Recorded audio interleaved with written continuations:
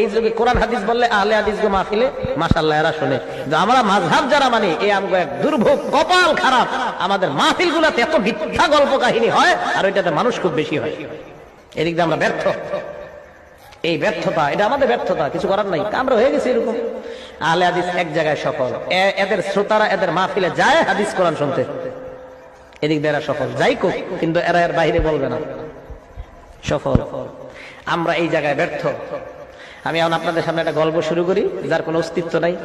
যেমন এমন গল্প শুনছেন আপনারা, এক ব্যক্তি তার বউরে দেখছে মাছ কুটতেছে, বেড়া গেছে গোসল করতে, গোসল করে দেখে বেড়া বেড়ি হয়ে গেছে। বেড়ি হওয়ার পরে বেড়ার বিয়ে হয়েছে আরেক জায়গায়, বিয়ে হওয়ার পরে বেড়ার 5 জন সন্তান হয়েছে। সন্তান হওয়ার পরে এই লোক আবার গোসল করে উঠে দেখে কি উনি আবার আগের মতো বেটা হয়ে গেছে। 27 বছর ঘর সংসার করে আবার বউরা দেখে এখনো মাছ কুটে। শুনছেন এরকম ঘটনা? হ্যাঁ,